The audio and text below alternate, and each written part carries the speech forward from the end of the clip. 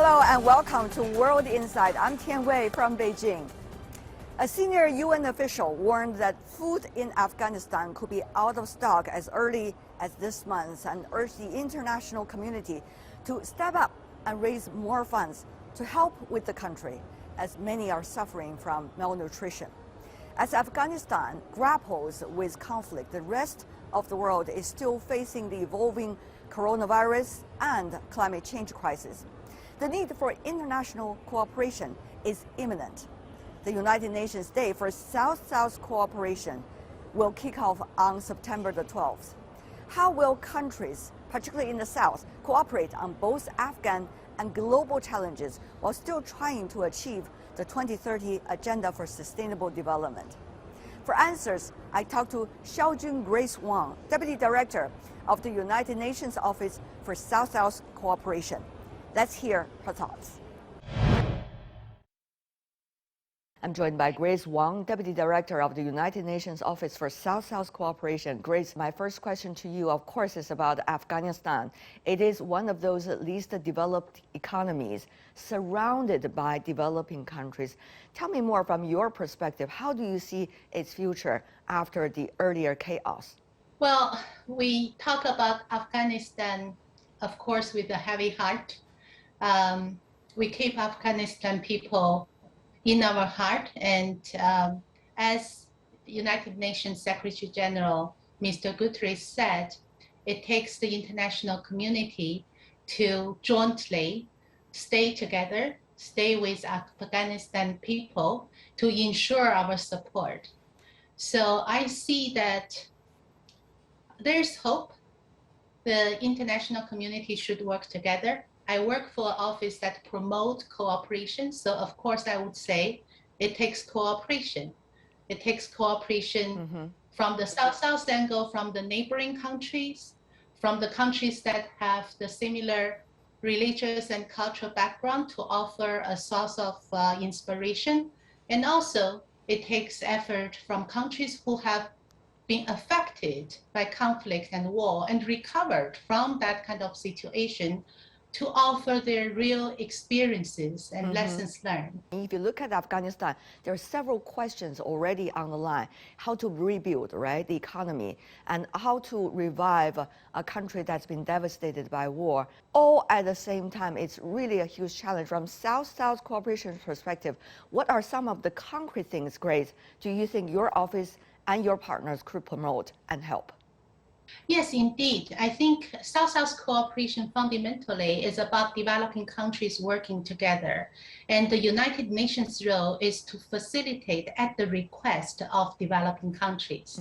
So when this kind of solidarity is put into concrete action, the countries of developing world, they come together with their agreed solidarity expression.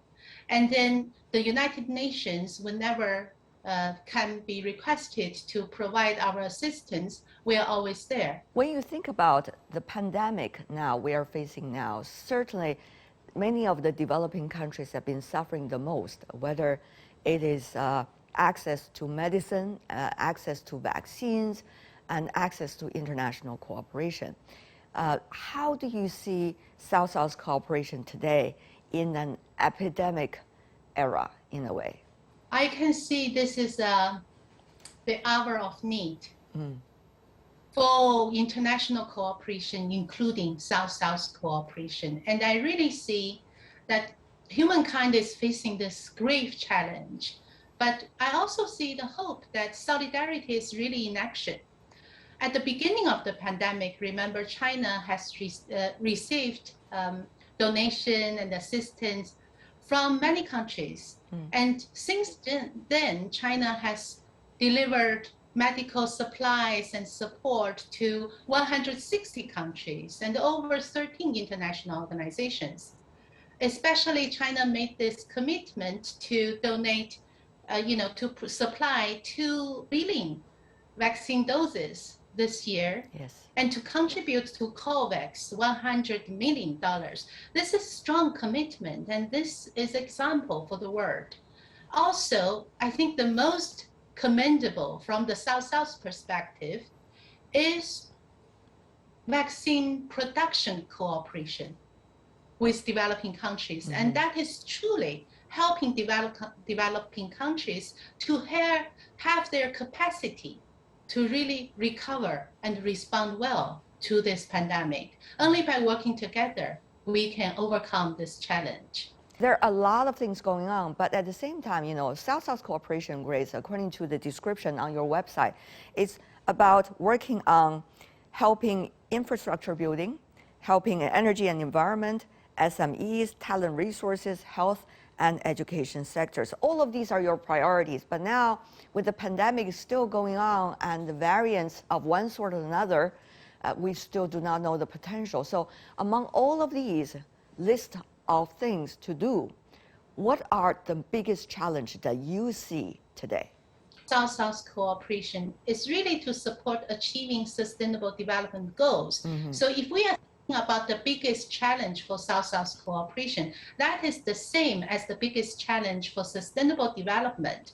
It's about economic growth, social development, and environmental sustainability. On each dimension, the world has made great progress, but putting the three together to achieve the three together in a sustainable way, that is the biggest challenge. Mm. And I see that China can really play a champion role in this. For example, China not only eradicated extreme poverty, which is more on the economic but also multidimensional poverty perspective. Mm-hmm. China is now also sustaining that and trying to achieve better equality. And China has committed for peaking its carbon emission by 2030 and achieve carbon neutrality by 2060. Right. So all this together, it is the package of solution to the biggest challenge of our world today. Mm.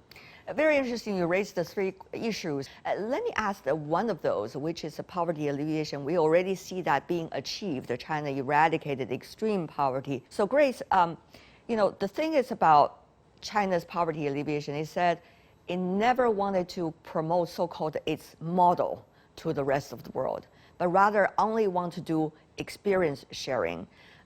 Even though we see some other countries try to promote their models of various sorts to the other parts of the world. How do you see this China approach, and what does that mean to South-South cooperation, your principle?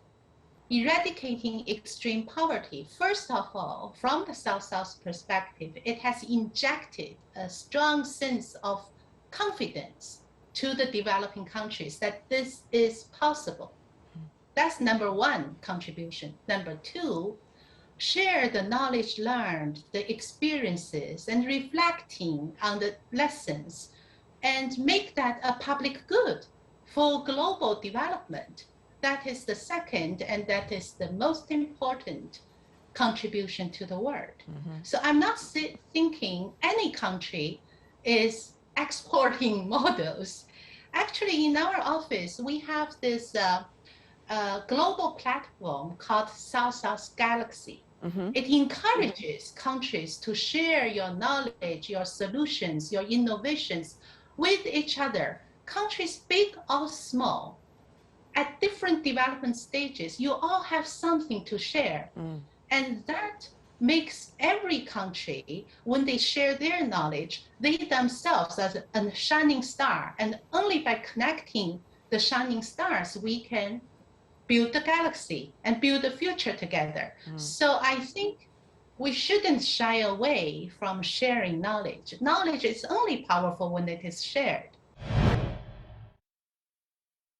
One of the things many in the developing countries, Grace, are frustrated about is the lack of information in the public domain internationally, globally speaking, about developing countries, about emerging economies. As we know, the media today, many of those are still originally coming from developed economies, and that provides some kinds of deficit of information. How much do you think your office, together with your partner, will be able to change to a certain extent that picture? Yeah, exactly. we have done a few things which I think are very much needed and more efforts are needed.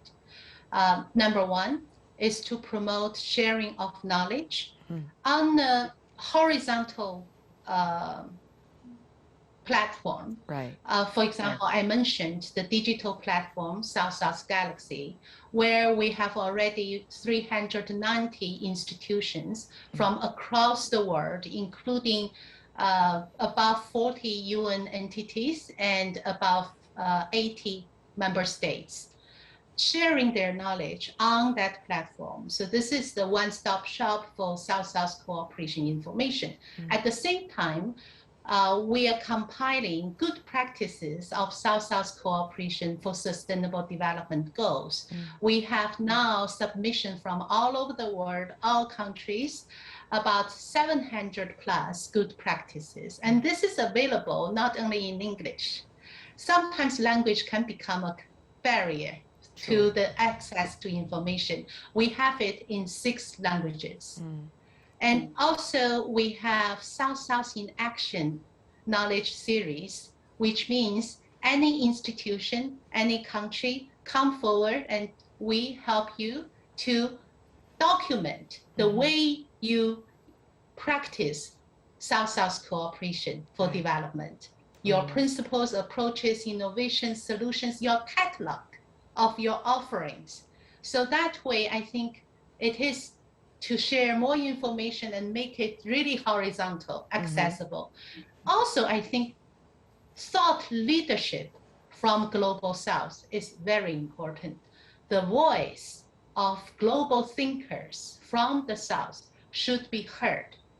Knowledge and ideas shouldn't have hierarchy, shouldn't have boundaries.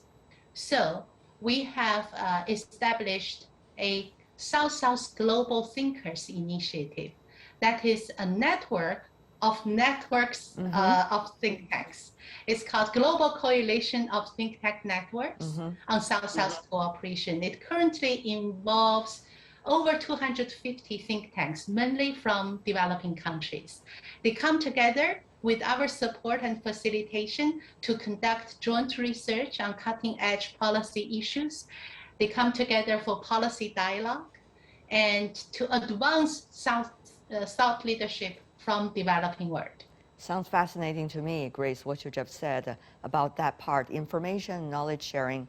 Let me also touch on one of the points you earlier mentioned, China's practice, for example, about common prosperity. Now it is still a process in practice right now. As you may know, there are several new policies coming out trying to, in a way, share the, how should I say, to make sure the common prosperity in the Chinese society. But this is an ongoing process. We do not yet know what is the biggest takeaways from this process. So how is your office monitoring countries like China and others while they are trying to tackle some of the biggest problems and challenges of their societies? What is that process like for you? Development sometimes is an experimental process. It's true. We don't pretend that we hold keys to all questions. Inequality is a challenge for the world, for developed and developing countries. So this is really the whole question for humankind now. If China has offered in the past decades the solutions and answers to poverty eradication, then the next phase China can really offer to the world knowledge and lessons learned, experiences gained in addressing inequality. So I see the actions are being experimented and practiced, which any actions in addressing this tough question of inequality may be risky to take, but no action is the biggest risk in this era. So I think taking actions towards the right direction and adjust along the way, it is how China gained success in the past. China always was able to pilot and test out innovations and then systematically scale it up. It is a learning process. It takes determined leadership and political will to charge towards the right direction. Well said. It's wonderful to see women leaders like you working for United Nations, particularly on the South-South cooperation front. Which brings us to a very crucial question. In many of the South countries, shall we say, the cultures vary, traditions vary, and histories vary. How do you see, the stages of development for women, and how much do you see the experience sharing and solidarity can be achieved by women in the South? Yes, that is a fundamental question. If we are talking about achieving sustainable development, leaving no one behind, obviously half of the population must not be left behind. And women leadership, as you mentioned, I think is very important. Today's world needs collaboration spirit, needs a wholesome vision, and it needs proactive actions. These three characteristics, I can proudly say, many women leaders have. And imagine, I'm imagining a program. I wanted to champion it.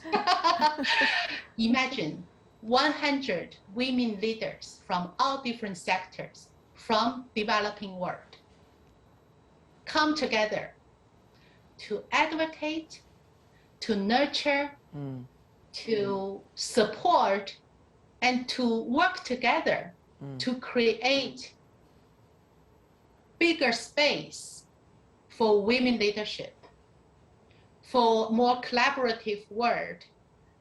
I think we are very close to the future we want. Looking forward to that day.